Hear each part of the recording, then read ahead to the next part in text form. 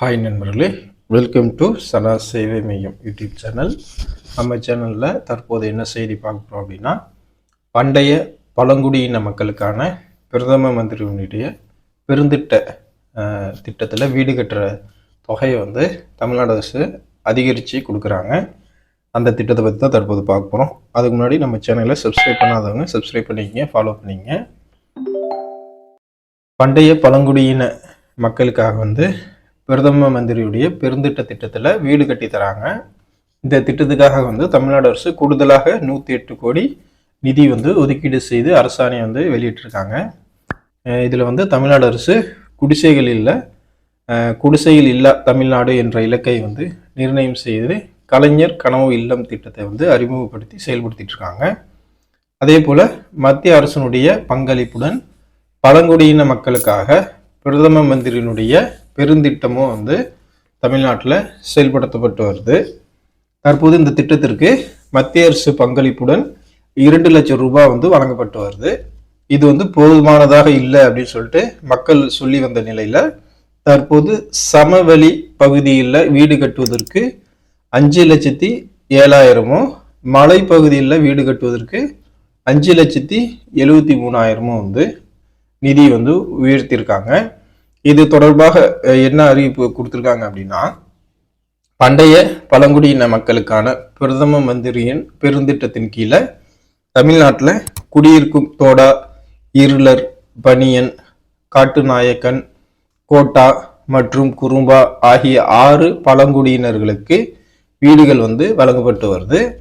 பண்டைய பழங்குடியின மக்களுக்கான பிரதம மந்திரியினுடைய இந்த பெருந்திட்டத்தின் கீழே 2023-2024 ஆண்டிற்கான இலக்கா 4,811 வீடுகளை ஒன்றிய அரசு நிர்ணயம் செஞ்சிச்சு. அதே போல 2024-2025 ஆண்டுக்கான இலக்கு 7,136 வீடுகள் இலக்கு நிர்ணயிச்சிருக்காங்க. ஆக மொத்தம் 11,947 வீடுகள் இலக்காக நிர்ணயம் செய்யப்பட்டிருக்கு. மொத்த இலக்குல இன்றைய தேதி வரை 6,559 வீடுகளுக்கு அனுமதி ஆணை வழங்கப்பட்டு பணிகள் முன்னேற்றத்தில் இருந்து வருவதா அரசாங்கம் சொல்லுது.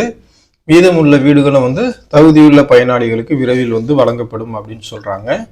இந்த திட்டத்தில் ஒரு வீட்டிற்கான அலகு தொகை 2 லட்சம் என்று மத்திய அரசு அறிவிச்சிருந்தாங்க. அந்த 2 லட்சத்துலையும் 60க்கு 40 என்ற விகிதத்தில் மத்திய அரசும் மாநில அரசும் நிதியை பகிர்ந்து வழங்குறாங்க. இதற்காக இன்னைக்கு தேதி வரைக்கும் 22 கோடி ரூபாய் பெறப்பட்டிருக்கு அப்படின்னு சொல்லியிருக்காங்க. இதில் ஒன்றிய அரசின் பங்குத்தொகை 13,48,00,000 மற்றும் மாநில அரசின் பங்குத்தொகை 8,09,98,00,000 கோடி அப்படின்னு சொல்லியிருக்காங்க. இந்த நிலையில ஒன்றிய அரசால் நிர்ணயிக்கப்பட்ட அலகு தொகையான அந்த 2 லட்சம் வீடு கட்டுவதற்கு ஒரு போதுமான தொகையா இல்லாததால பழங்குடியின மக்களின் பொருளாதார நிலையையும் கருத்தில் கொண்டு தமிழ்நாடு அரசு அரசாணை வெளியிட்டிருக்காங்க. அரசாணை நிலை எண் 36 ஊரக வளர்ச்சி மற்றும் ஊராட்சித்துறை சார்பாக இந்த அரசாணையை வெளியிட்டிருக்காங்க. அதில் என்ன சொல்லியிருக்காங்கன்னா, வீடு கட்டுமான தொகையினை சமவெளி பகுதியில் கட்டப்படும் ஒரு வீட்டிற்கு 5,07,000 ரூபாய் எனவும், மலைப்பாங்கான பகுதியில் கட்டப்படும் ஒரு வீட்டிற்கு 5,73,000 எனவும் உயர்த்தி ஆணையை வெளியிட்டிருக்காங்க. அதன்படி தமிழ்நாடு அரசுக்கு கூடுதலா 108 கோடி 71 இது மாநில அரசின் கூடுதல் நிதியா விடுவிச்சு ஆணையை வழங்கியிருக்காங்க. இத்தொகையிலிருந்து வீட்டின் கட்டுமான நிலைக்கு ஏற்ப பயனாளிகளின் வங்கி கணக்கு நேரடியா தொகை விடுவிக்கப்படும் அப்படின்னு சொல்லியிருக்காங்க. இந்த நிதி ஒதுக்கீடு பழங்குடியின மக்களுக்கான பிரதம மந்திரியுடைய பெருந்திட்டத்தின் கீழே கட்டப்படும் வீடுகளை விரைந்து முடிக்க உதவியா இருக்கும் அப்படின்னு சொல்லிட்டு அரசாங்கம் சொல்லுது.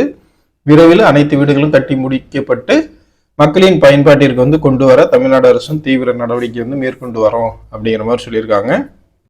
பழங்குடியின மக்கள் வீடுகள் எல்லாம் சிரமப்படக்கூடாது அப்படிங்கிறதுக்காக அரசாங்கம் இந்த நடவடிக்கையை மேற்கொண்டிருக்காங்க. பழங்குடியின மக்களை சார்ந்தவர்கள் மலை பிரதேசத்தில் வசிக்கூடியவங்க இந்த திட்டத்தில் பயன்பெற்றிருக்குங்க. நன்றி.